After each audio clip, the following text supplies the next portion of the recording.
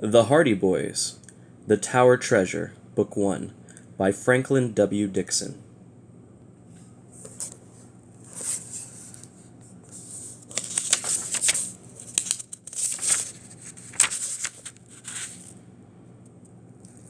Hardy Boys Mystery Stories.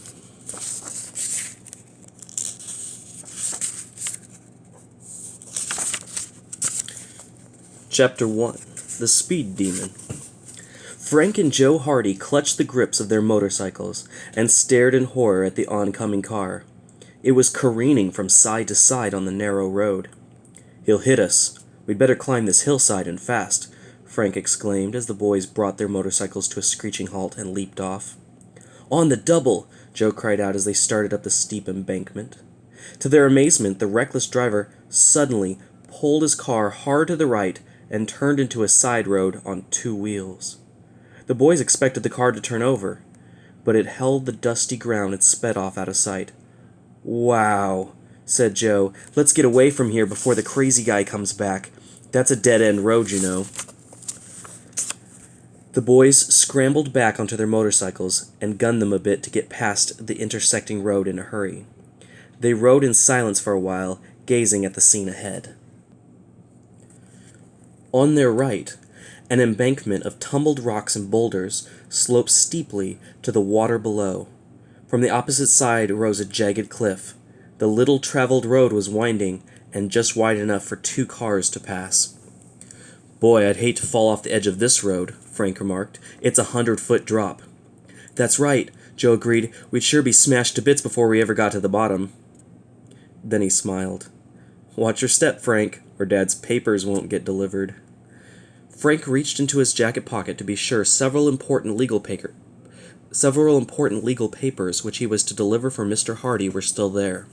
Relieved to find them, Frank chuckled and said, "After the help we gave Dad on his latest case, he ought to set up the firm of Hardy and Sons." "Why not?" Joe replied with a broad grin. "Isn't he one of the most famous private detectives in the country? And aren't we bright, too?" Then, becoming serious, he added, "I wish we could solve a mystery on our own, though." Frank and Joe, students at Bayport High, were combining business with pleasure this Saturday morning by doing the errand for their father. Even though one boy was dark and the other fair, there was a marked resemblance between the two brothers. 18-year-old Frank was tall and dark. Joe, a year younger, was blond with blue eyes. They were the only children of Fenton and Laura Hardy. The family lived in Bayport, a small but thriving city of 50,000 inhabitants, located on Barmet Bay, 3 miles inland from the Atlantic Ocean. The two motorcycles whipped along the narrow road that skirted the bay and led to Willowville, the brothers' destination. The boys took the next curve neatly and started up a long, steep slope. Here the road was a mere ribbon and badly in need of repair. "Once we get to the top of the hill, it won't be so rough," Frank remarked, as they jounced over the uneven surface. "Better road from there into Willowville." Just then, above the sharp putt-putt of their own motors, the two boys heard the roar of a car approaching from their rear at great speed. They took a moment to glance back. "Looks like that same guy we saw before," Joe burst out. "Good night!" At once the Hardys stopped and pulled as close to the edge as they dared. Frank and Joe hopped off and stood poised to leap out of danger again if necessary. The car hurtled toward them like a shot. Just when it seemed as if he could not miss them, the driver swung the wheel about viciously, and the sedan sped past. "Whew, that was close," Frank gasped. The car had been traveling at such high speed that the boys had been unable to get the license number or a glimpse of the driver's features. But they had noted that he was hatless and had a shock of red hair. "If ever I meet him again," Joe muttered, I'll... The boy was too excited to finish the threat. Frank relaxed. "He must be practicing for some kind of race," he remarked as the dark blue sedan disappeared from sight around the curve ahead. The boys resumed their journey. By the time they rounded the curve and could see Willowville in a valley along the bay beneath them, there was no trace of the rash motorist. "He's probably halfway across the state by this time," Joe remarked. "Unless he's in jail or over a cliff," Frank added. The boys reached Willowville, and Frank delivered the legal papers to a lawyer while Joe guarded the motorcycles. When his brother returned, Joe suggested, "How about taking the other road back to Bayport? I don't crave going over that bumpy stretch again." Suits me. We can stop off at Chet's. Chet Morton, who was a school chum of the Hardy boys, lived on a farm about a mile out of Bayport. The pride of Chet's life was a bright yellow jalopy, which he had named Queen. He worked on it daily to soup up the engine. Frank and Joe retraced their trip for a few miles, then turned onto a country road which led to the main highway on which the Morton farm was situated. As they neared Chet's home, Frank suddenly brought his motorcycle to a stop and peered down into a clump of bushes in a deep ditch at the side of the road. "Joe, that crazy driver, or somebody else, had a crack-up." Among the tall bushes was an overturned blue sedan. The car was a total wreck and lay wheels upward, a mass of tangled junk. "We'd better see if there's anyone underneath," Joe cried out. The boys made their way down the culvert, their hearts pounding. What would they find? A close look into the sedan in the immediate vicinity proved that there was no victim around. "Maybe this happened some time ago," said Joe, and... Frank stepped forward and laid his hand on the exposed engine. "Joe, it's still warm," he said. "The accident occurred a short while ago. Now I'm sure this is the red-haired driver's car." "But what about him?" Joe asked. "Is he alive?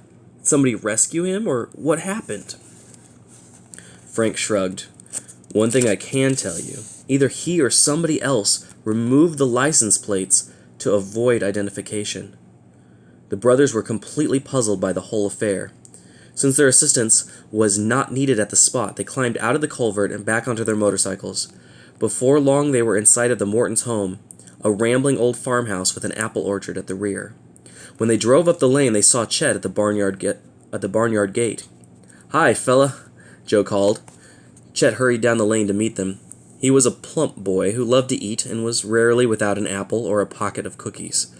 His round, freckled face usually wore a smile, but today the Hardys sensed something was wrong.